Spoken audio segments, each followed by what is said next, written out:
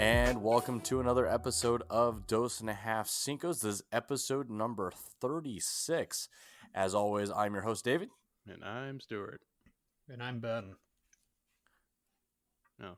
Well, I don't know what to do. This is the most normal intro. Wait, something else is up. Actually, before we got started, I actually wanted to talk about something. Before. Okay, go ahead. What's on your mind? What's on your chest? Well, Get it off your chest, Ben. Okay. There's no doubt that right now the world is under tremendous turmoil, right? I mean, there's political unrest throughout our country, and there's just some facts we can't ignore right now. We should really start putting our politicians in our microscope and dissect what their true intentions are with the current pandemic that's raging the world. I mean, I think that right now is the perfect time to have this discussion. So, Stu, I kind of want to start with you and talk about this. Why does David Chen suck so much ass? Well, that's the hotly debated topic, Ben. I know, right? In fact, that's the cause of a lot of the rifts in society. Yeah. Some people say he only sucks ass. Some people say he sucks a lot of ass. Yeah. So I don't think I've ever seen a point in time where he hasn't sucked ass, really. I mean, with the way that current trends are coming out, I mean, it's just pointing to more and more, more and more facts that, more and more ass suckery, really. For some reason, I really thought that you were going to go down a serious path. And I was like, this is serious. David, come on. Okay, so let's turn the table on you, David. Why does David Chen suck so much ass? I don't know which David Chen that you know of that sucks ass. There's plenty of other David Chens. Definitely not this David Chen, because this one runs a podcast. We talk about the issues here, David. He's the hard. What issues? What is the issue? The issue of you sucking ass. Yeah. Tell that to our sponsors. Asssuckers.com. Thanks for that one, David. You're welcome. Hey, who pays your bills? Apparently, asssuckers.com does. Is that a damn tootin'? I want to see if this is actual website, but I'm afraid what I'll find if I let's not find out. Let's not find out. It doesn't exist. Well, while you're doing that, go get it. Get it. While you're doing that, this week we are covering Office Space. That was a listener requested movie by one Kevin Bowie. He was supposed to be on the show, but got cold feet. If I'm correct. Boo. That's right, Bowie. Just for that, we're gonna play Uno and not let him play or watch. We're gonna play Uno on Thursdays, as we have been doing one live stream on Twitch, roughly around 7:00, because we don't know exactly what technical issues are. But Ben has promised that he is fixing his computer, so that way we won't have any more issues. Yep. No more saying that's your problem. So that should be fixed, and we will resume doing that. If you have any comments or questions or any suggestions on any games or any movies you'd like for us to be able to review for you, especially during this tumultuous time that Ben is mentioning. It is. It really is. During all of this ass suckery.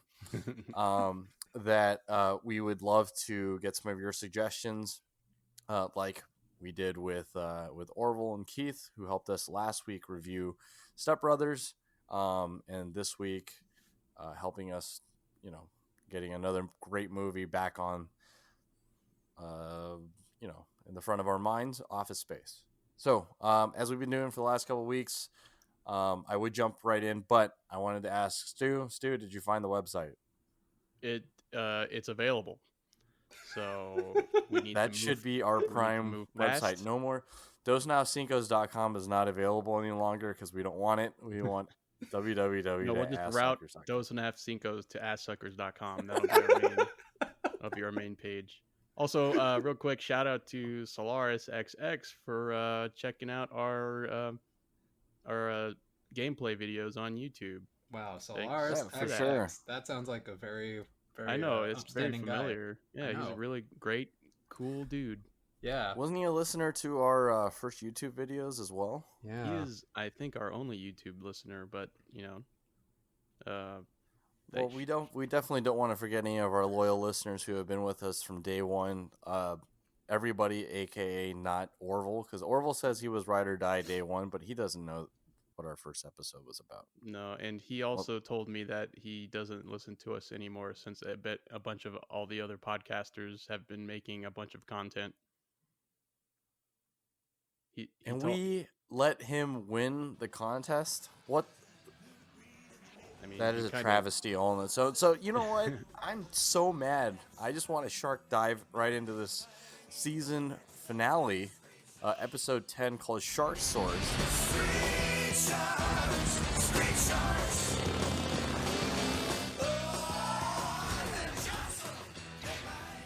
Holy shit, was it actually the season finale? It was a season finale. This one was only 10 episodes for season 1 was only 3 episodes. That was a pilot season. Season 2 was 10. And then season 3 is when 30. They don't just only jump the shark, they actually jump into the Jurassic period and they actually add dinosaurs. So that is what you saw there. So we are introduced to a new race of gene-slammed animal people. Yeah, sure. What do you even call them at this point? I don't know, but we get a glimpse of what happened to Ripster called them gene slammers. I think they're just called gene slammers. Is that just the general term that we give anybody who's been gene slammed? It's like Dr. Paradigm isn't the gene slammer, but the sharks are the gene slammer, or something like that. Or maybe it's both. They're gene slammed. Yeah, I think whatever it is, whatever. But whatever the reason is, but this new genetic mutation, great job. So. What ends up happening is that they revive Dr. Paradigm revives the Robo Shark and goes out and tries to capture the sharks, and then they stumble upon this colony of dinosaur lizard people who are very familiar with Dr. Bolton, who they figure out is their dad, Dr. Bolton.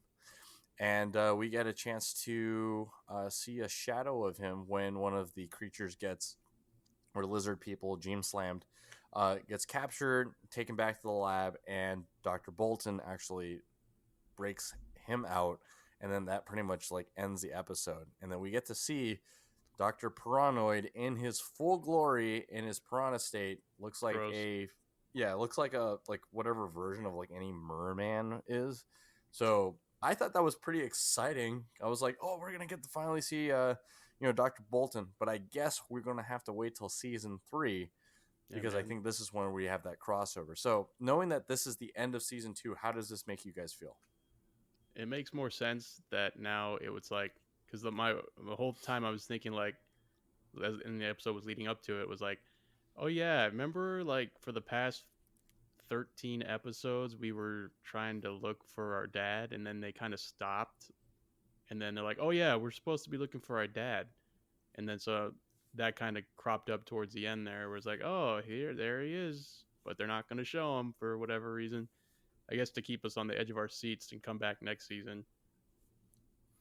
So does this make you want to go back to seeing season 3 just to see what happens? Yeah, but we gotta wait till next week, spring? Next year. Oh, that's right. It's not out yet. It's already out. It's out. Sweet. Yeah, it's been out since 1996. No, get out of here. Yep. What about you, Ben? How does this make you feel? Season 2 is wrapped up in a nice little shark-shaped bow. With all the talk that Dr. Paranoid has made about gene slamming humans, it was strange to me that after all this time, the build up to, what was it, 2 episodes ago? I don't know. I feel like I'm still not over this. The build up to his monstrous creation was a robot. Yeah, I don't think he needed to gene slam anything to make a robot. Yeah, I know. I mean, he went through all this trial and error, and it was progressive. Oh, I made this, I made that, I made calamari, I made the hotel manager guy. What was it, electric eel or something? Reptile. Continue. And so we finally get to this, and then we get dinosaurs. And holy fuck, Bolton beats the shit out of him. He's just fuck you, man. Yeah, he takes apart his power armor and goes, I want to see what's underneath here. And then he just does it. Damn, why do we even need the street sharks when we got whatever he is? Yeah, I know, seriously. It was actually funny because I think they were alluding to it just a little bit earlier, how capable their dad was, right? Oh, Yeah. Ripster, you're such a pool shark. And he's like, oh, and my dad was way better than me. And then it's like, oh, so-and-so. It's like, he's a way better cook than I am. He can outlift me. And you could beat me with one hand on a joystick. I'm like, well, that's also what happens when you play with, Atari. It's a one joystick. Yeah. thing Also, anyway, what so- games have 2 joysticks that you have to control? All modern ones. Any of them. I mean, That's true. 2 Okay, analog back. sticks. Okay, in the context of the 90s, Ape Escape. I don't know what game. Katamari Damacy. Oh, Katamari Damacy. What the fuck are these words you're saying? Come here, Gamesphere. I think all Ben's doing is just repeating everything I'm saying. And it sounds so legit. It does sound legit. Yeah. Come here, Gamesphere. Oh, Just say comic it with- gives me. Just say it with Yeah, enough that's right. confidence. Yeah. So I'm gonna read off a couple of the next season's titles. You tell me which one is the most intriguing. We have episode 1, Jurassic Shark. Episode 2, Sir Shark-a-Lot. Number 3, Shark to the Future. 4, First Shark. 5, Rebel Sharks. 6, Space Sharks. 7, A Shark Among Us. 8, To Shark or Not To Shark. Are you gonna keep going, or There's 30 of them. Wait, are you serious? are you, There's yeah, but are you 27 gonna read all episodes, of sorry. them? Are There's you reading all of them 27 right now? episodes. I thought I was just doing a bit. Oh, Shark Father, Cave Shark, Shark Okay, Wars, stop. Shark Hunt, Card Shark, bit's done. Shark Jack, Turbo Shark, okay. 20,000 stop Sharks spoiling- Under the Sea, Stop 8 shit spoiling Sharkonauts. season 3, you fuck. Because, any of that means anything. If I said sand sharks, what does that mean? That means it's an episode when they're in the desert. Duh. What about Sharkler's List? Is that on there? Really? No, but there is the Shark Shank Redemption. Wow. Really? Are you for real? Is there an No. episode called that? No, I just made that up. Oh man. I guess you'll have to tune in next week on Street Sharks. So, I do like compared to, Sorry. Jurassic Shark, but Yeah, then it that sounds like one's the okay. rest of them they mailed in again. don't worry, that's the first one. So we'll get that covered next week when we go over Street Sharks season 3, episode 1, Jurassic Shark. So do you guys have any other thoughts about maybe just this whole season as a whole? How did it compare to your enthusiasm of the first season? I feel like this season there was a lot of we got kind of excited with the first episode, and then it all kind of fell apart the rest of the way.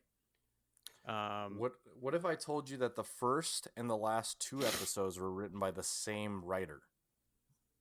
The first Would that episode of change this anything? season, or the 1st Mhm. episode Shark ever? Quest, and then Steels of Shark of Steel, and then Shark Source. So they introduced the robot shark. I think was Douglas Booth's idea. It doesn't do anything for me. Okay. But I really like Dennis O'Flaherty's work Oh, wow. in season episode oh 2. yes, well, yeah, Dennis over there. So I will mention. All right. So the first season, the writer for the first 3 episodes were Martha Moran. She makes a appearance in the 2nd and 3rd episode of season 3. I'll bring that up later, and then we'll see if there's any continuity with any of that. Using the words writing very loosely here. Yeah. So what would you? What do very you do? I'm a liberally, writer.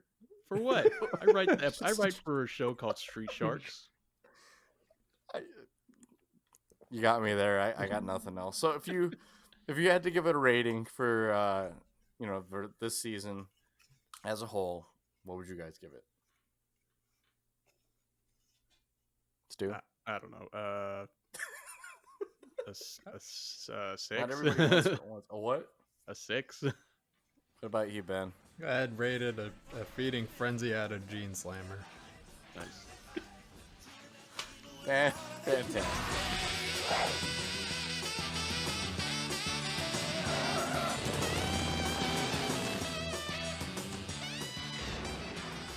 All right. As we we're doing before we would go into our box office rundown, but with nothing else going on and nothing in the theater business, that box office pretty much completely frozen at this point. So we'll just use this moment for a PSA really quickly. Wait, Make sure to wash your hand. What? Were there any numbers for recorded Oh, for for like Trolls? I don't think so. Trolls did come out. The E movie experience or whatever, the E release.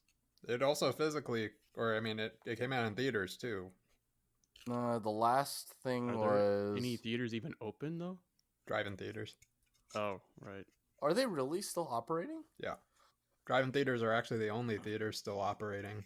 And I think, was it Florida was the only theaters this past week?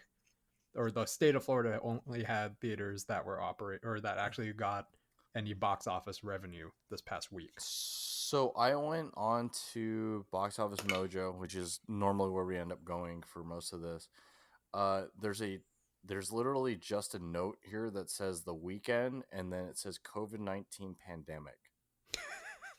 Is it a movie? How much money did COVID-19 make? No. What I'm What's saying the is like split? the week, and then underneath the there's a title. It producers of tells you like what COVID-19. weekend or special it is. So the last weekend that we recorded any significant revenue was March 13th, 2020. The last thing that was on the number one spot was Onward for $10 million. And Bloodshot was number 2. And then nothing. It feels like so long 2 ago. weeks of zero. Yeah, 2 weeks of $0 with the overall gross of like $3,500. They're showing the only 2 movies. The last couple weeks has been the movie Swallow, and the other movie is The Other Lamb. Can you imagine being a business where your like monthly revenue is like hundreds of thousands to millions of dollars, and then the next month it goes to fucking zero? Jesus. It's scary, man. I couldn't imagine. Well, speaking of revenue dropping significantly, our company that I work for originally was forecasting this year $460 million. And then there was the 737 MAX thing that happened, and so that dropped to 400. And then with the COVID-19, we lost another 60 million, so we're now sitting at 340 million. And today we had the biggest layoff we've ever had in our entire company. Holy shit! There was a layoff today? Yeah, 100 people. Damn, Ooh, you dodged the bullet. I am still working. Okay, ooh, that's good. I was about to say as the full-time host of Dos Amigos and the only. I'll be spending a lot more time with you guys now. We are willing and ready and available to go ahead and we're going to be recording every single day. Wait. And I will be recording every single day, and we are open for sponsorships. We'll take anything. Please, God, as long as it pays at least $30,000 a month. Split between the 3 of us, obviously. Wow. $10,000 a month for each of us. I think don't get out of bed for less than that. I know. What do you think? Why do you think I said what I said? Right? Sponsors, we are available. Right? All it takes is $360,000 a year, and you will get the prime spot. We will mention you guys every 5 minutes. You'll get the only spot because that's all we'll need. Quiet. That's right. So yeah, no, I was wondering if the drive-in theaters are still open. Yep. Ben, have you frequented any of them? No, I actually have not. I know, like, I guess in high school I heard about that one that was out in, crap, where was it? It was somewhere in the Riverside area. I don't know. But me being dirt poor and not having a car, that was impossible. So I never went to the drive-in. You could just ride your bicycle all the way over there. Be like the kids in movies and TV shows where they just kind of like sit on the hill outside the drive-in and they watch it from out there. I wanted to do that one day, but I didn't know where the fuck it was. So that wasn't happening. And I was weak as fuck. I mean, I still am weak as fuck. I definitely couldn't ride my bike all the way the fuck over there. I mean, you rode it to San Diego. Yeah, but that was for... Actually, what was that Fun. for? I don't know. Was it for ramen? Was it for? No, we didn't even get ramen. I got In-N-Out. Oh, You what? could I get know. that down the street. There's I one in know. UTC. Shut up. Wait, isn't Tatsu Ramen all the way down there? You mean Tajima? Yeah, that's the one. The thick one. And Thick. also the Tatsu Ramen from Six Flags. Oh, Tatsu. Yeah. I love that ride. Sorry. I was like, where did I get the name Tatsu from? I'm like, oh, it's the ride from Six Flags.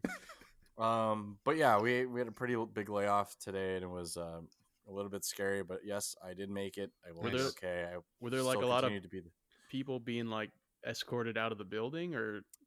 Well, I didn't know it was happening until literally I just thought something was extremely fishy. Like we all, like, as part of like the sales team, we know exactly how much revenue is coming through because we can see it, like, physically, like we can see it happening. Yeah, it's like right. We'll get orders and orders keep getting pushed out and stuff.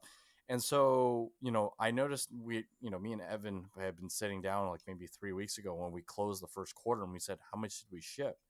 And we came up like maybe about, $6 or $7 million short of our original goal, which was a new goal outside of, all the other, recalculated. And we were just like, man, we avoided a layoff last time of 60 people, and we lost 60 million. We lost another 60 million, so that probably means that they want to lay off another 60. But then we pushed back 30 of those layoffs. So instead of laying off just 60, because we lost 60 previously, we lost 95 today. We're almost 100. Yeah. So how many people work? Is this like a company wide, not just in your building, or? No. Company wide, as in just our plant. Holy across. fuck. Yeah. So the only reason we kind of knew there was a heads up from it is one of our other guys who works in our same department is friends with somebody that works in our corporate headquarters up north, and they laid off 100 people 2 weeks ago. So we kind of had a feeling it was coming, but the one thing that like kind of tipped it off was one of the managers was literally pacing back and forth the entire like morning down the hallway towards the HR office. I'm like, okay, something's going on. And then slowly but surely people are getting walked out, and I'm just like, oh man. And then, we had a confirmation. We lost 95 people today. Did you have like a shit your pants moment where you're just waiting for someone to come take you to the HR office? Yeah, well, because one of the other guys, he got walked out before me, and he came back, collected his things, and then my boss like literally stood outside my cubicle and just kind of stared in. And I was like, oh shit, I look like I'm doing some work. I picked up the phone. I started David, why are you calling me? Shut up, ask me for an order. Started stapling stuff and picked up the phone, started randomly dialing. I was just talking to nobody, a dial tone, and but your boss, and then the phone rang, and I was like, shit. You get the boo doo doo. We're sorry, your call cannot. Yeah, no, it wasn't that bad, but I don't know. I picture your boss like standing there going, "Oh yes, he's stapling now. Okay, he can stay."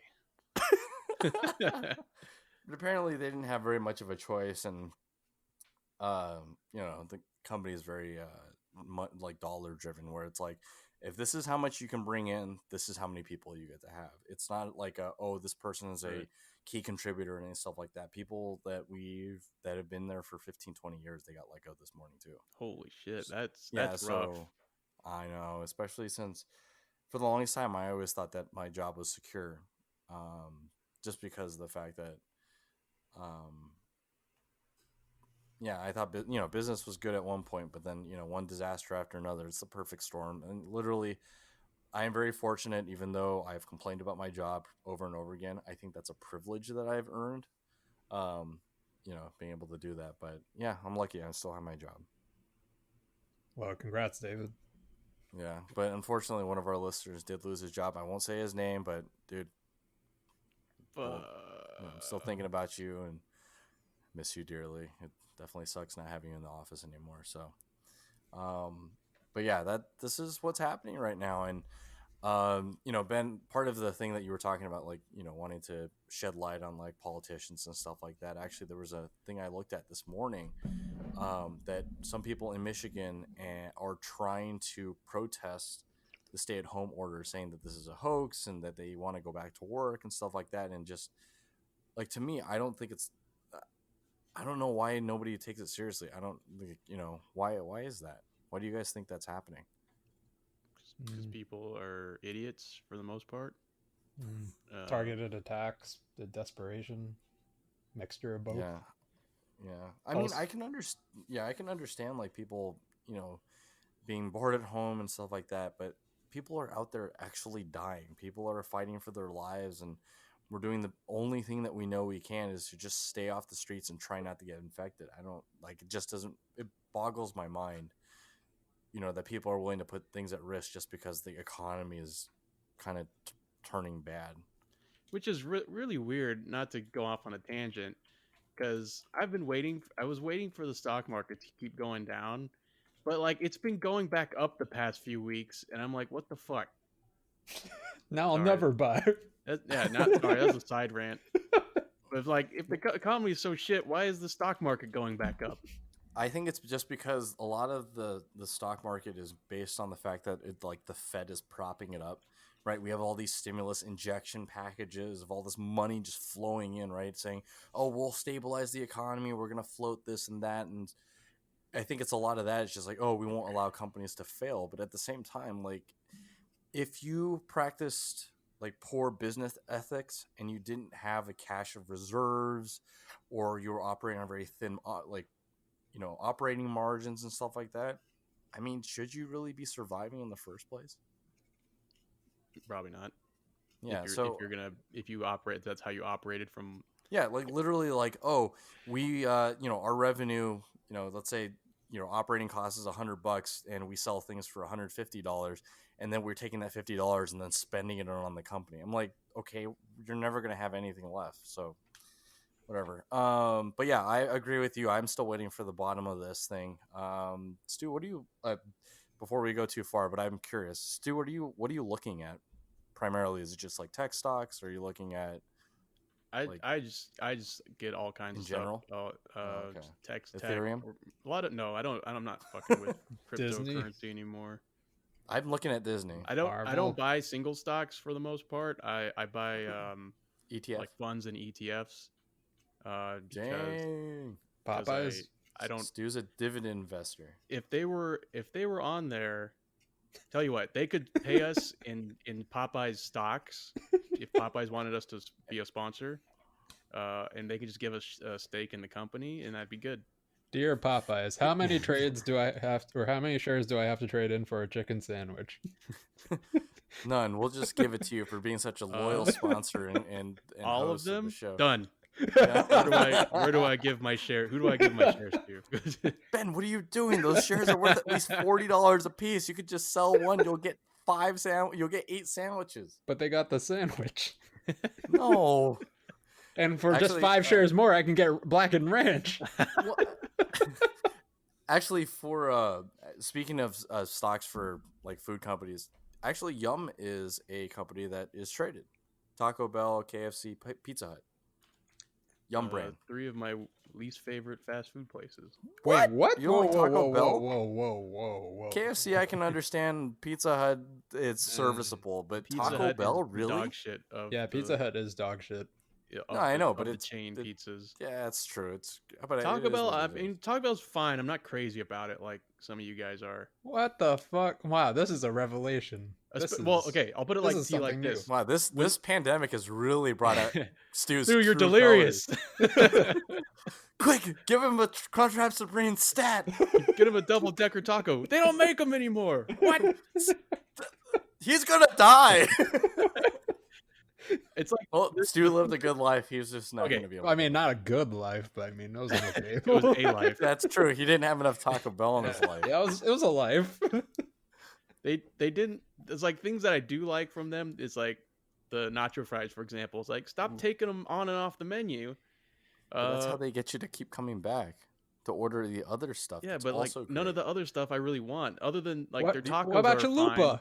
What about That one's nachos? okay. Or Actually, the chalupas. one. Okay, wait, Ben. As a person who loves, as a Taco Bell super fan, my question is: when they did that triple chalupa together, did you actually like that? It was all right. Was that Okay, like I was 3 on the same. chalupas wrapped in No, each no, no, no, other? no. It was one long chalupa, but That it was a had really 3 big one. flavors baked in, like It into the was like shell the of human each one. centipede of chalupas. I wanted to call it chalupa flatbread, but I think your version's way better. Come on down to Taco Bell, get your human centipede chalupa. Has 3 flavors. Just making a quick note for possible episode titles. Yeah. Human Taco Bell type had. Human centipede of chalupas. Human all in all- chalupa what? It Go ahead, didn't Ben, taste Ben. very great. I know, it was like the 3 flavor. I was like, when I ordered it, I thought they were gonna give me 3 separate chalupas at 3 different flavors. I was like, oh, this is great, and I pulled it out of the bag. I'm like, what is this? Is this a small? Just This like is a small submarine sandwich. was it a giant chalupa shell with like one Yeah. section was Yeah. beef, Yeah. one section was chicken? It's not giant. They were like half as tall, but they were twice as long. a Hold on, let me chalupa see if I boat. can find a. Yeah, if we were making this analogy to human centipede again, it's not like humans; they're like midgets, like midget human It's more- centipede. It's more like Human Centipede 3 when they had brought midgets in. Wait, did they really? I don't know. I don't know anything about Human Centipede 3. If not, TM, that's RIP Human Centipede. You can't have it. Is Okay, it so really? You I can have it. You I can have it sent for a the, price. I sent the link. You can take a look at it, but it definitely did not look like that. Well, they never look like they do in the Oh, advert. I found a way better picture. Yes, it's That's by stupid. the It looks like impulsive- 3 tiny chalupas that have just been glued together. Yeah, Actually, yeah, I it kind think of. they weren't even chalupas. I think they were just pita breads that they didn't just form completely. They're probably like at Taco Bell headquarters, like, shit, man, we got all this extra. Pita bread. Yeah, what do we do with it? I don't know. Stick it together. And Yeah, make but one big You're telling one. me that the Taco Bell falafel sandwich wasn't gonna make it? Yeah, but it's like. Ahmed, who told you to order all these?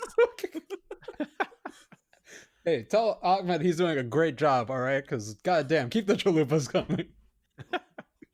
But goddamn, I I didn't get said any of those 3 flavors, man. Cheesy, chipotle, and chipotle. I mean, it's like a human centipede. It goes cheesy, and then the cheesy drips into the cheesy chipotle, Oh. and then cheesy chipotle shits out into chipotle, which is just cheesy.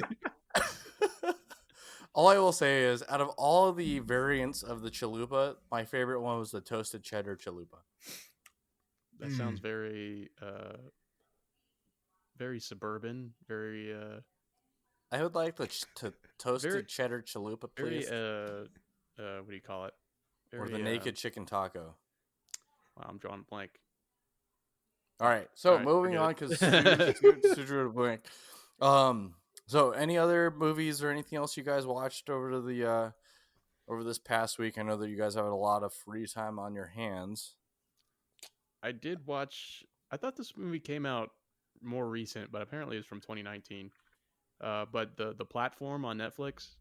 The Do platform. you guys watch that one? Don't say anything. Don't say anything. I want to see it. Wait, Okay. what is Yeah. that about?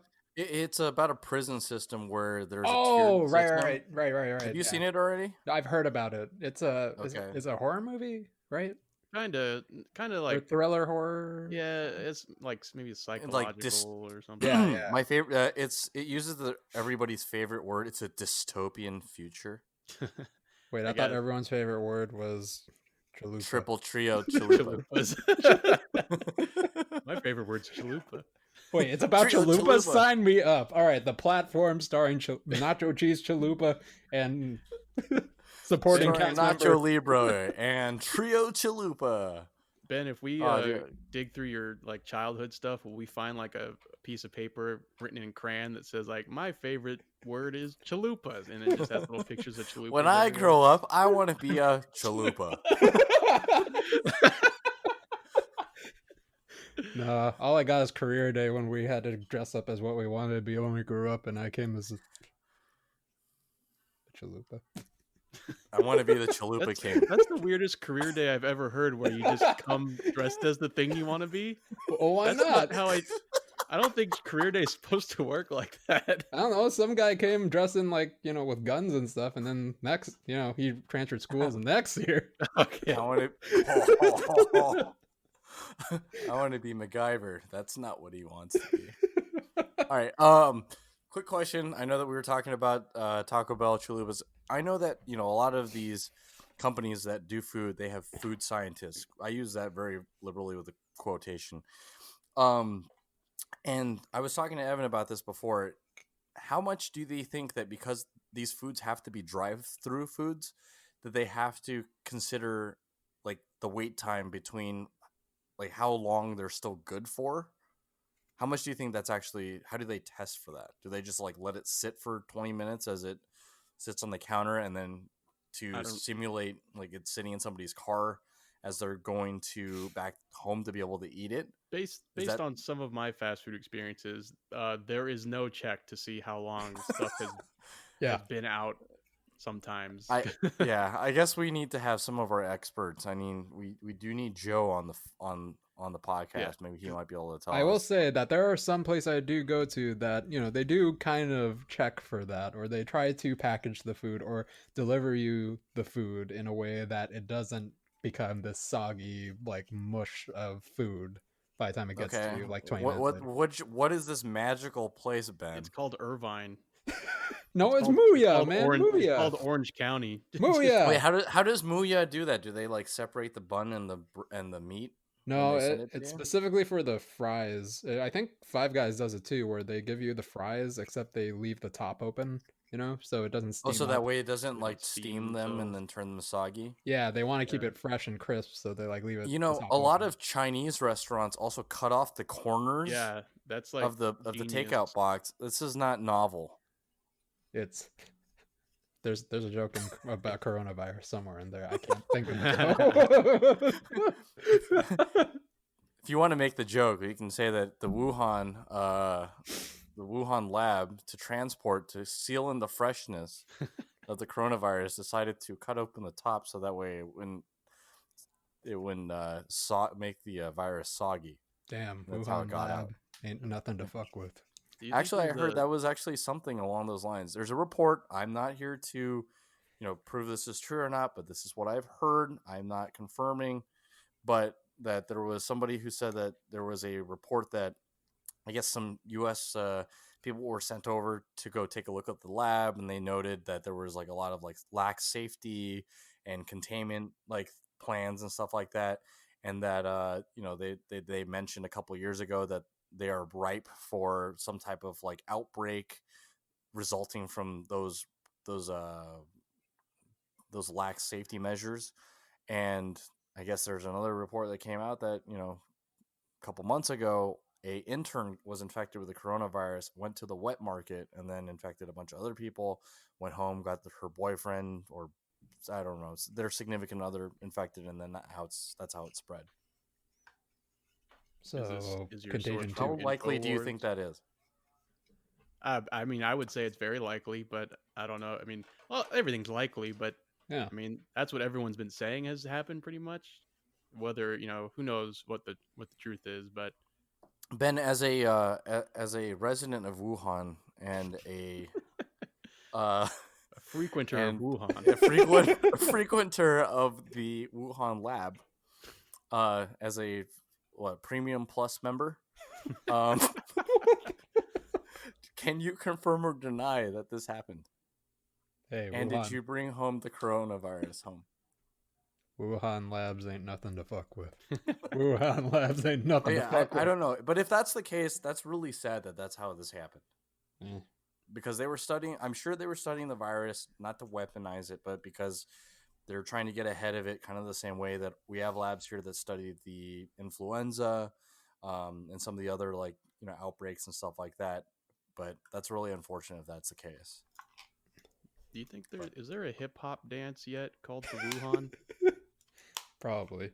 Someone's probably done it. Someone's got. Well, if there is one for Tiger King, there's got to be one for this. Yeah, Sean's Wait, always up to there's date a on those. dance for Tiger King?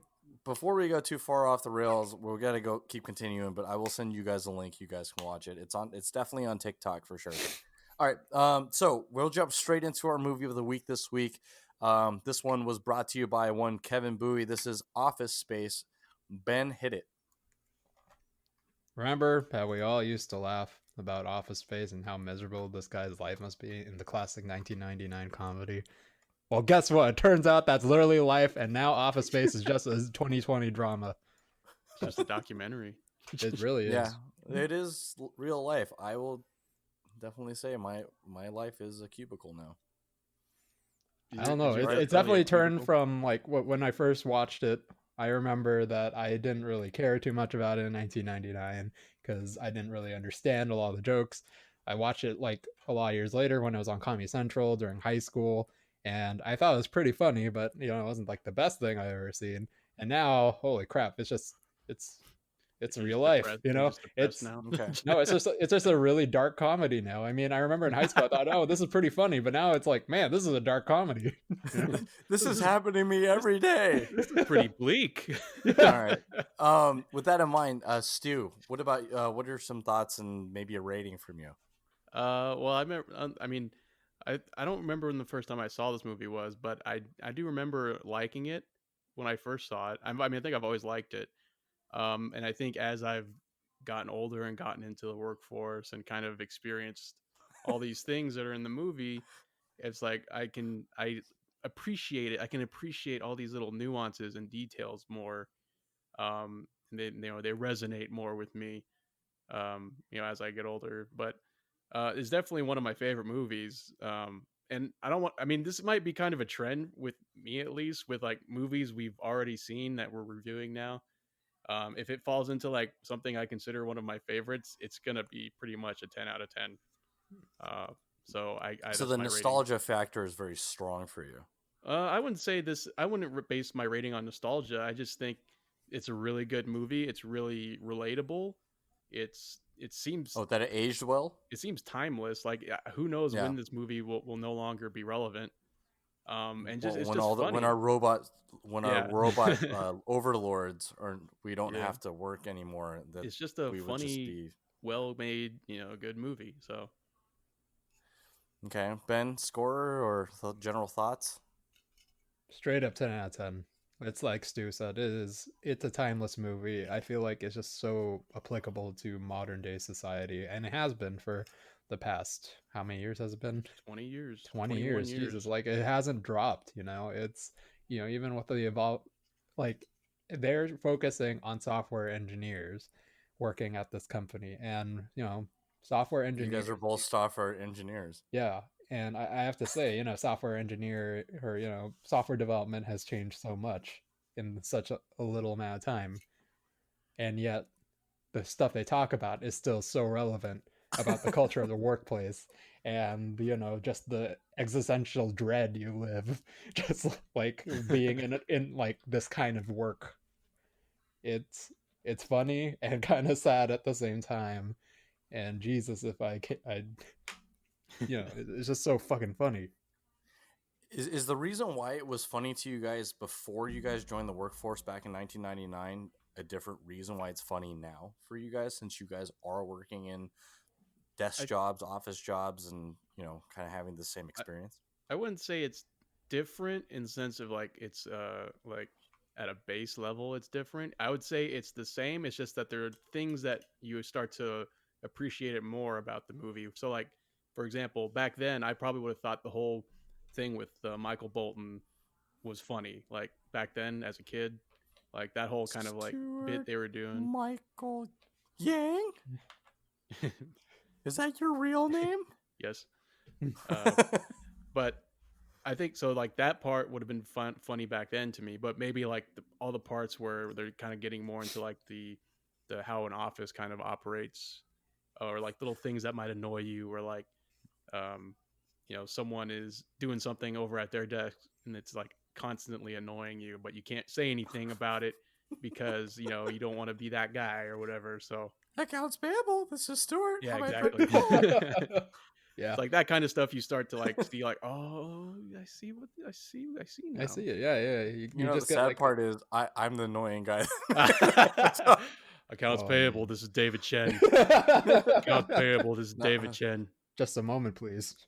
Or do you do accounts payable? This David Chen. Actually, no. I'm annoying because I'm constantly yelling at my customers all the time. You telling them buy. that You they're- buy now. No, they're stupid. You pay later. You pay later. 30 day. You have 30 day to pay. So I'll be selfish and I'm just gonna go straight into my rating, and it's related to the number of bosses that I have that tell me when I do something wrong, which is 10 out of 10. Do you really have 10 bosses? I do. I feel like I have 10 bosses. Even after today? Well, after today's reduction, I will only have 7 bosses. Oh, okay. Wow. No, it's literally like my boss will tell me what's wrong. The shipping manager will tell me. The shipping supervisor will tell me. And then they come by my desk all the time. They always wonder why I never get any work done, because literally all my papers, all my stacks of paper get rearranged based on who was there last. And I'm like, why is this at the bottom of the pile? It's like, because you just showed up. Somebody else moved it already. Wow. So, yeah, no, for me, 10 out of 10. I think for me, the reason why I asked the question, if it changed for you guys, it being funny from before to it being funny now, is for me, when I first saw this movie back in, like, I think it was 2000, it was like a year after Office Space came out. I watched it and I thought it was funny. I was like, oh man, I'm going to be so much more successful than that guy. I'm never going to be another worker drone. And then lo and behold, like, 20 years later, guess what? My ass is sitting in a cubicle, and we have plexiglass that goes to the ceiling to protect us from coronavirus, and I shuffle papers. That's all I do. I don't have TPS reports. I have an FCS, which is a final search summary. Oh my god, it's horrible. Okay. You get the memo on the FCS. Oh no! Stop it. Yeah, because we're putting a cover sheet on all of the FCS reports. No, literally, that's all I do every day. Is I get phone calls from my customers saying, "Where is this spreadsheet? I need it." And then I ask them what they did with it, and they're like, "Oh no, I just kept it." And then they Nice. proceed to ask me the same question. So where are the parts at? Look at the stupid spreadsheet that you made me work on for an hour to get to you. You dumb. All right, we're gonna keep going. It's getting too real for me. So, any other thoughts before we jump into the spoiler zone? I will say that it's crazy how, I don't know, Mike Judge, right? The guy who made this. I think he Mhm. also did King of the Hill, Beavis and Butthead, right? Butthead, yep. Yeah, like and Silicon Valley, right? Oh, yeah. Yeah. Wow. So All stand-up comedies. Well, he I feel like he definitely captures the workplace setting Environment. very, very well. Not just the workplace setting, but specifically one for like a software engineer, I would say.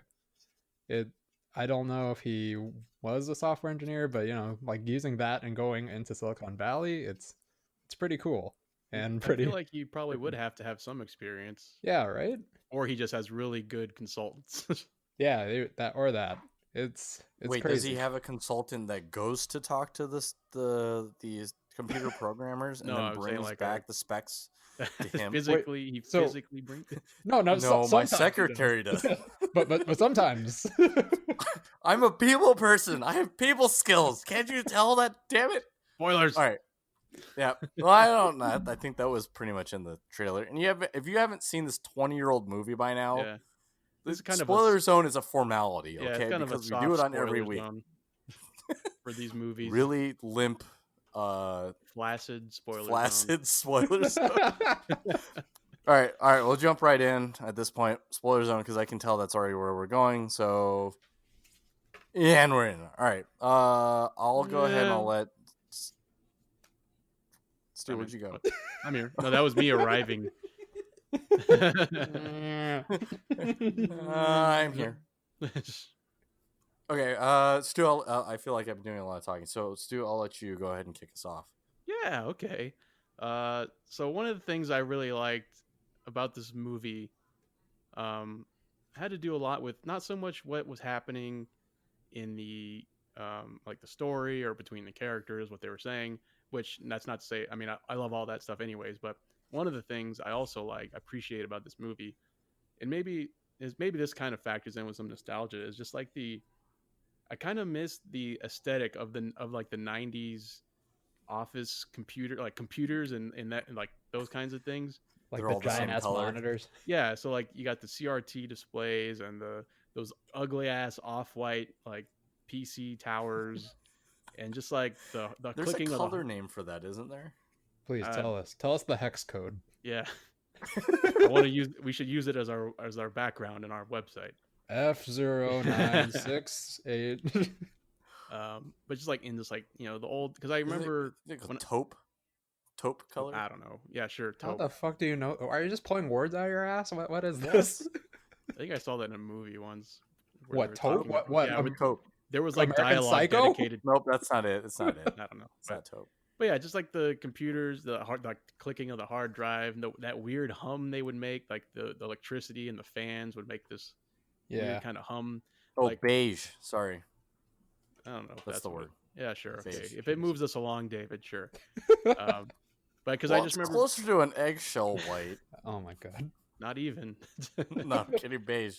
Continue. But because I remember when I was a kid, I don't know about you guys growing up, but like in the 90s, not everyone really had a computer like at home like you do now. You probably have like 8. But like anytime I ever saw a computer like at my cousin's house, it always it kind of like when I think about that, think back to that, I always think about Office Space where like he's at his computer and he's trying to save the files before he leaves that one day and it's just taking forever. Or like when he's playing Tetris, after he has his revelation, just like that kind of stuff. That kind of like nostalgic for me. So that was one of my favorite things about the movie, along with like, I think one of the things that adds to the charm of this movie is the. You okay? Oh, he's got it. He's got the Wuhan. Oh boy. Hey, Wuhan. Sorry, I was just laughing at a different color. I don't want to say it. You're laughing at a different color. What's the color name, David? Yeah. Pearl white. Why is that funny? No, it was because I was reading the accompanying post from Cora. Oh. Continue. Are you just gonna leave us in suspense of what the post was? Yes, continue. Oh, what a dick. Wow. But okay, yeah. So, anyways, the thing, other thing I liked about this movie that I think adds a lot to its charm is the kind of juxtaposition of the like white collar workers and like people in the office just kind of like doing whatever, and then the gangster rap that they would play throughout the movie. I thought that's one of my favorite aspects of this movie. Yeah, I kind of agree with that. It's definitely a great like kind of contrast to how they work. They put on this facade of like being friendly and trying to be tolerable around people, but deep down they're really angry and they just want to get the fuck out. And they kind of mix that in with their song choices, and it's pretty great. Is there a specific piece of office equipment that has caused so much rage for you guys? Or do you guys feel like we've gotten past that point and most office equipment's actually pretty decent? Yeah, my boss. The office tools you guys don't like? Yeah, my boss. He's a tool. No, I don't think lately there's not too much like typical office stuff like printers or other devices, scanners. Really, I mean, that's all kind of. I don't really deal with those a lot, so I don't really have an issue with them. And normally when I do, it's not my problem. I just say, "Hey, IT guy, come fix this." Wait, you are the IT guy. Wait, no one. wait, I have a question. What do you mean you don't have a boss? How does Darren feel about that? I didn't say I didn't have a boss. Darren, how do you feel about Stu saying he doesn't have a boss? Oh, so now the joke is that Darren's my boss. It's no longer that I'm his boss. It's never been that you were his boss. That's never been the joke. That was the running joke. No, because we know that you color in Atlas maps all day long, Stu. Wait, I'm not Darren. What? Welcome to Stu Colors Inside the Lines today.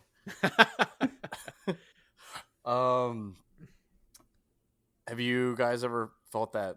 Have you ever related to that feeling of panic trying to get out of the office by 4:55? Right before the 5 o'clock. Oh, definitely. Yeah. Ever gotten caught? I feel like where I work, it's not so much a thing. Like no one really cares, but it's just like in my head, it would be like better if nobody saw. But Yeah. I think when you go back to the office, you're gonna have a write up from Darren for sneaking out. Wow. Darren, we got him. I'll file that right into my drawer that feeds directly into a shredder. Go to the complaint department, a la Michael Scott, and he throws it in the trash can. He goes, "I didn't get no memo. You said it was for the special box labeled for corporate, which is the trash can." That show's really good. Okay, so obviously what? Nothing. What is it, Ben? What? Oh, what is what? I heard snickering. Yeah, I'm laughing at you. Oh, I know, he's such an idiot, right? Dumbass.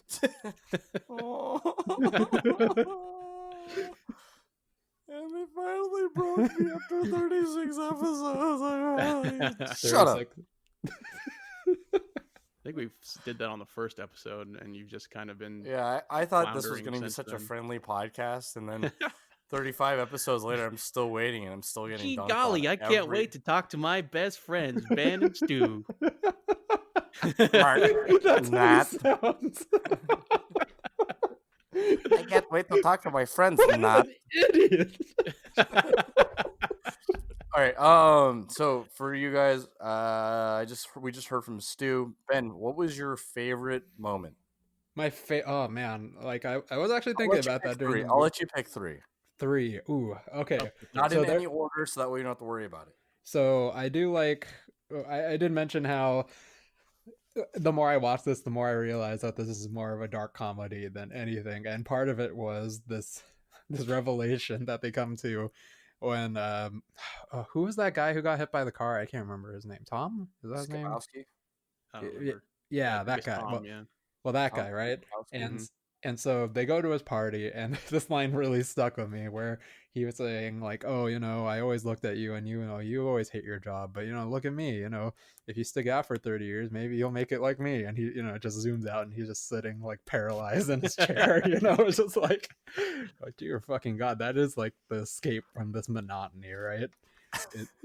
It's like you just get lucky and get hit by a fucking car. And I feel like it just took such a sharp nosedive to that point where everything was pretty lighthearted in the comedy. And then it was like, oh yeah, did you hear about Wisconsin? Yeah, he tried to kill himself by fucking sitting in his car. But then he wanted to live, and then he backed out of his car. We got fucking hit by a car.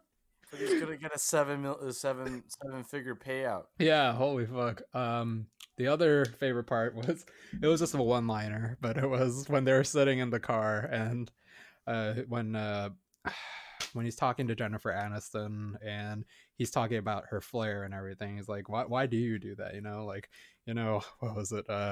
Nazis had pizzas of flair. They made the Jews wear. This movie is underrated as far as like how quotable it is. Yeah, it really is. Like, I guess one of my other favorite scenes was just that whole sequence when they're trying to figure out how to do money laundering. They're just like, money laundering, and they just throw out that like phrase, and it's like, yeah, that's it. It's money laundering. And they try to go into like, okay, how do we do money laundering? And then they just fucking look it up in a dictionary. Do we have any coke? Do we know any coke dealers? My cousin's a cokehead.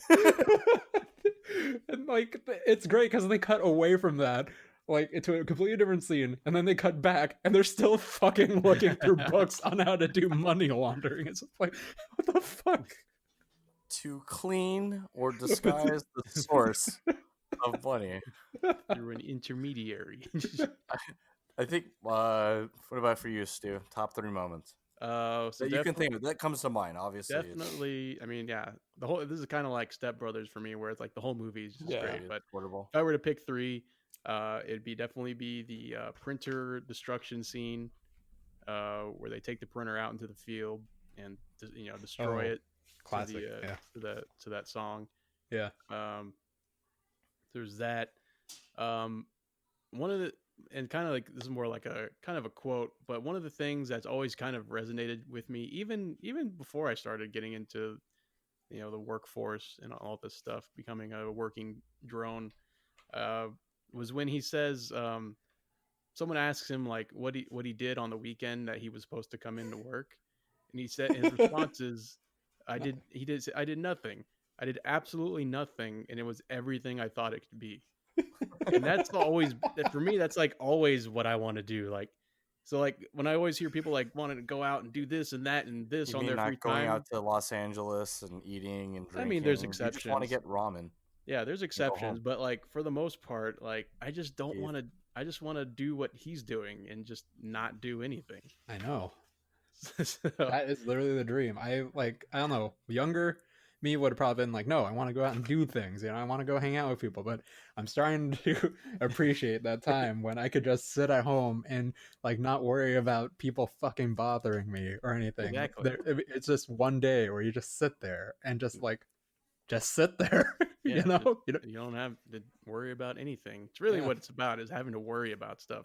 Mm. But yeah, so that's like my other favorite moment. And then one note thing that I really appreciated this time around, was in the beginning when, like, he's kind of having his bad day and everything's kind of annoying him. Like the expression on his face every time someone's asked him or like said he had a case of the Mondays, and he just had like this kind of like subtle, like you just see a part of him die on the inside each time. Like I think that got moved up into one of my favorite moments. You know, I really like that whole case of the Mondays thing because it was this contrast between two different people or two types of people in the office or in life. You know, it's like the people that ask that question versus the people that have to respond to it. You know, and it's Yeah. like the people who, you know, when he says like, "Oh, has anyone asked you if you ever had the case of the Mondays?" and you know, he's asking that to people, you know, he works with, you know, that are in the same class as him essentially. And like, you know, whenever he asked that question to those people, they would like give this look of disgust, or they would, you know, get immediately so stoic and very serious and say, holy fucking hell no, you know, that's terrible. You know, how can they do that? How can someone, you know, ask you such a thing? Like my favorite was definitely when he asked his neighbor, like, has anyone asked if you got kids on Mondays? And he's like, no, no, I don't think so. I Get your don't ass think. kicked for asking that You guy. get for do you guys think that he was actually hypnotized for the entirety of the rest of the movie? I don't know. I think he mentions at some point where he doesn't think that's what it is anymore. So maybe not. Maybe it wore off, and but now it helped him realize that, this is how he should be living. I don't know. I don't think it adds anything or takes anything away, Yeah. whether he was hypnotized or not. I was really hoping that the girlfriend bit would kind of go a little bit slightly longer, because I feel like she just kind of shows up and he goes, "Yeah." I mean, my favorite part was the fact that she's like, "I have this really sneaking feeling." Every single guy goes, Yeah, I know what you mean. What does that mean? You know, I wish Yeah. for that joke they didn't, you know, show her face, because they only showed it for like one part of the movie, and it was It during was that just at the the hypnotist. hypnotist. Like, Yeah. that's why I was saying I was really hoping that the bit would last a little bit longer. Like she shows up at his apartment in the front door, like knocking on the door. just say it, He David. opens You it. wanted a sex scene. And we did. We No, got the Bill we had the Lumberg test sex scene. exam. Oh, that's we, true. We got the Bill Lumberg sex scene. Oh, that's right. Yeah, can you move to the left? um, no, I thought it'd been really funny if like he was still kind of zopped out, and then he like, and then also when he asked the hypnotist, can you just zop me so I don't know that I'm at work? Yeah, That's but out fishing all day. that part was kind of heartbreaking because like I remember him saying that, but like watching him kind of explain that, he seemed so miserable and sad and destroyed when he was asking that. You know, it looked like he was at the end of his rope. He's like this is the last thing he could think of to get out of it. You know, it seemed like, you know, his job was literally just eating away at his soul. He's just like, just make me, you know, not experience work at all. You know, like I don't want to live it anymore. Yeah, But I feel like we can all relate to a little bit though. Yeah, I think another thing I realized as I was watching in that scene where he's at the therapist, when he's saying that every time you see me, it's the worst day of my life. Oh my god! It's yeah.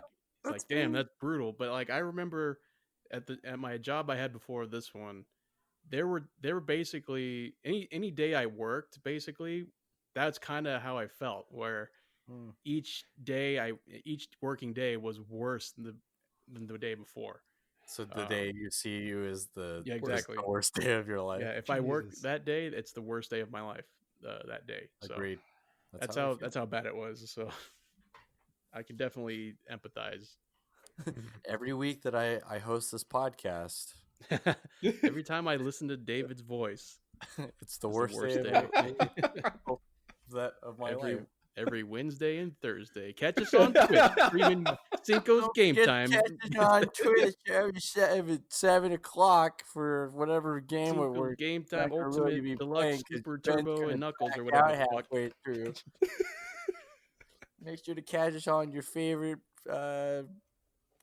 social media platforms: Instagram, Twitter. What's this voice you're doing? Yeah. I don't Did you run know. out of accents or something? YouTube, podcast.com. What the fuck is going Catch us on I know. podcast.com. We'll see you there. We're you got all your favorite podcasts. All right. Any other final thoughts before we go ahead and wrap this one up? Oh, there was a moral to the story, I feel. What's the moral, Ben? Always have your code peer reviewed before pushing code to production. Stu, Just any words of wisdom following on that? gotta check those decimal places. You do. I mean, if he made a pull request before he pushed it to master, had someone comment on it, maybe someone could have caught it, But no, he just trusted it to one program and said, "Yeah, I trust you. Go ahead, push to production." And this is what we get. I think this is Well, the that's time what happens before when you that. have a software engineer and the other one's a platform engineer, right? Like he's working on the bank platform. One guy's working on a completely different project, a virus or whatever. Well, I mean, But the question is, did he use Visual Basic to hack the GUI to enter the mainframe? It's funny. I was thinking about that error he made in his virus. I was just thinking today I was thinking why don't you just put in another virus that does the opposite and puts it back, feeds it back in rather than take it out. Well, maybe he didn't have the credentials to actually put it into the. Wait, no, because the other guy, he entered it in the first place. Yeah, So I mean, when it's at the calculation step where it's calculating it, instead of dropping the remainder, it would add instead of rounding down and dropping the remainder, it would round up. You know what I mean? Until the amount was replaced. That's what I was thinking today. Well, I guess beige computers aren't that sophisticated. Yeah. What are you talking about? We got beige computers here. We can't do that. Oh wait, do you guys remember a commercial back in the 2000s that used this scene, where Ron Livingston was playing Tetris on his computer? No, there was a commercial. Yeah, you guys don't remember it? For Office Space or for something else? It was for something else, but used the exact same scene except they green screened out his computer screen. Do you guys remember what it was? No, I don't remember ever seeing that. It was World of Warcraft. Was it really? Yeah, it was great because I think I hadn't seen Office Space at the time yet, so I'm like, what is this? Why is this? There's a weird old looking commercial for World of Warcraft. I think it was back in the day when they tried to get celebrities and stuff to advertise for World of Warcraft and everything. Oh yes, I see it. Has World of Warcraft really been out that long? Yeah, it's been out since 2004. Holy shit! Yeah, and it even has the video of the discs on the table. That's the same commercial, right? Yeah. Damn, that's crazy. I know, right? I always like that commercial. Looking back at that commercial, it was pretty great. World of Warcraft. What year did this thing come out? Guesses. Well, let's see. If I base it on South Park, so South Park came out in 1996. Season 10 was when they did the World of Warcraft episode. Wow, So that's a lot of how the fuck are you? Do you know all this? So he's a start. He bases everything kind of on South Park, so he's a savant. Did we prepare for this bit or something? Did you have time to research this? Hey, let him finish. All right. So 1996 plus 10, season 10. 10 seasons, so that's 2006. So it had to come out probably, like you said, 2004, 2005 maybe. Pick a year. 2003, maybe even 2003. actually, here's the thing: is you were right the first time when you said 2004, 2005. Mm-hmm. U.S., North America, Australia released November 23rd, 2004. Europe, February 11th, 2005. Damn. Well, Wow, Stu, that. He did the math. Jesus. Yep, South Park. That's why they pay him the big bucks. Yep. Jesus. Oh, where's my? This is the one time. There's no soundboard. Oh, you Well, guys, this is your fault. fucked up, David. All the other episodes, you keep slamming it in when it's not needed, and then Gene slam. time. That's Yeah, it's Gene only because slam of the Street Sharks thing. Wow. I'm trying to get paid here. Yeah. Let's see. One last thing I will say about this movie, Okay. specifically about Ron Livingston. When I entire time I've ever watched movies, I only really knew him from two things. One was this Office Space. The other one was Band of Brothers. And He was in Band of Brothers? He was in Band of Brothers. Holy shit. And so to see him do this movie and just he's like perfect for it. And then see him in a role such as Band of Brothers. It's like, damn, where is this guy? How is he not in more movies? Like, he's really good. Jeez, that is definitely like night and day. Yeah. And to be good in both of them, like, that's crazy. Man. Yeah, can you just come back? I'm a little bit busy, Lumber. Got a meeting with the Bobs. I wasn't aware of that meeting. Yeah, they called me at home. Yeah, Well, but yeah, actually he was nominated for a Golden Globe for Best Supporting Actor for Wow. Band of Brothers. Wow. Was John What C. were you gonna say, McGinley Ben? was John C. McGinley nominated for anything for this movie? Best side character. All right. So we'll go ahead and we'll wrap this one up. Do we have any suggestions for our movie for next week? Anybody? Let's go to the polls. Wait, we have a poll? Yeah. No, I'm looking at it right now. Where Okay, are you? What at, are Dave? people suggested? I don't know. I don't know, just a whole bunch of horror movies, man. Yeah. There's just horror movie after horror movie. Man, David, just pick one. Quiet Place 2. Fantastic. All right. But that's not out yet. I'll just watch the first one twice. But that one's not even scary. That is the same way that Ben watched Bad Boys for Life. He just watched Hot Fuzz twice. No, actually, I just watched the first Bad Boys 1 twice, and then added them up. Jesus. All right. But do we have any other suggestions from our viewers or our listeners? Not that I'm aware of. Nope. So I heard that a couple weeks ago we were maybe deciding about maybe watching one of the RoboCops. Ooh.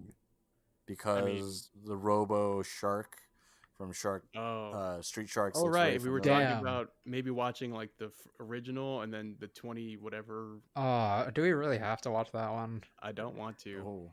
But Okay. we can just well, watch if you guys regular can think of RoboCop. another back to back, or we can review the platform since Stu did watch that. Nah.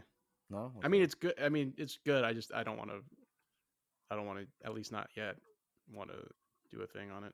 I'd rather stick to like movies that like are kind of like classics or not classics. Okay. But, All right. It'll be a surprise next week. Maybe we'll have a guest. Maybe we won't. it'll We'll be have a next movie. week. Maybe we won't. It'll be next week before this episode even comes out, so it'll be fine. Wait. Did the new judge? Oh, okay. I don't remember the new Judge Dredd. Oh, I Dredd? remember the Oh, old so one. we're Yeah, watching Dread then. Dredd. that would be awesome. Well, the new one. Mm-hmm. Okay. Well, I'm always on board for that. So, Yeah. Okay. Hey, guess who Dredd? directed that, Stu? Guess who directed that? Judge Dredd. Pete Travis. The new one. Oh, did Judge Dredd direct it? No. Oh. No. Sylvester Stallone. No, Sylvester Stallone did not direct it. Sam Raimi. No. Someone I don't know. Steven Spielberg. Oh, man. No, he directed... Steven Spielberg. I'll give you...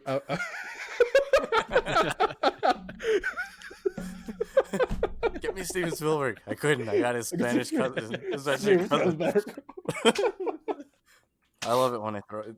I know Ben appreciates the Simpsons references. Yep. I always do. But it was the guy who directed Annihilation. Woo! So Pete it just, Travis? that just goes to show No. that not everything they make is always good. No, it's all gold. It's Nope. all gold. Let me tell you. Nope. Everything he's produced, everything he's directed, solid gold. Let me tell you. Deus Ex. Annihilation is the exception. Annihilation. Proves the rule. Masterpiece. Dread. Love it. I still have to watch Devs, but you know, damn. So we're Anyway. watching Dread. Well, I mean, if it's the same thing as Annihilation, I would just rather watch Annihilation. Yeah, you're right. Let's just watch Annihilation. What? Did you just say, David? Alex Garland, is that who it is? Yeah, Alex Garland. It's amazing that he did so well on Dread and so bad on Annihilation. It's Well, amazing. That's because he didn't get the director's nod on Wikipedia. Pete Travis. Okay. Yeah, so apparently Pete Travis dropped out during production, and Alex Garland had to ghost direct it. And it's been confirmed. So Pete Travis already shot every scene. He got the credit. That's how I heard it. That's right. Stu, does that sound about right to you? Sounds right to me. That way, Alex Garland can't receive any credit. Stay tuned for next episode when I go over my thesis on why Alex Garland actually directed all the movie. It'll In just be a shocking 3-hour event. And unedited. That will never see the light of day. Unedited, raw. That will require Stu and I's Live. consent, which will never happen. Which reminds me, did you guys catch the Last Dance on ESPN? No, I wanted to watch it, but I hate watching TV with commercials, so I'm in waiting chunks. for Yeah. I'm waiting for the whole thing also. Yeah. But did you guys hear about like the background on it though? I think it was actually kind of interesting. They shot his entire last season. Adam Silver said that him and oh crap, what's his name? Spike Lee? Huh? Spike Lee? No? No, the original commissioner. Oh, the guy who vetoed the Chris Paul trade. Yeah, whatever his name David is. Stern. Yeah, David Stern. They shot it based on the fact that Michael Jordan had to have consent before they released it. And so it's been sitting in their vault for forever. Nice. It's not like they couldn't pull any stock footage out of it without his permission. So it wasn't until I forgot who's directing this was given this one over to direct The Last Dance. That's when Michael pretty much said, okay, I'll go ahead, and apparently it coincided with LeBron winning his title with Cleveland. Yeah, I saw a post about that. Yeah, so yeah, I'm really looking it's forward gonna be to kind it. of interesting. I look forward to seeing that. Okay. All right. Well, that'll pretty much do it for us here at the Dos to Half Cinco's podcast. As always, I'm your host, David. And I'm Stuart. And I'm Ben. And we'll check you guys next week. We'll be covering Dread and the first episode of Season 3 of Street Sharks, Jurassic Sharks. Make sure to keep 6 feet away from each other. Wash your hands for more than 20 seconds. And don't lick any doorknobs. And don't forget to tip your Reiki masters when you get to see them. And we'll see you guys on the next one. Okay, bye. Bye. Bye.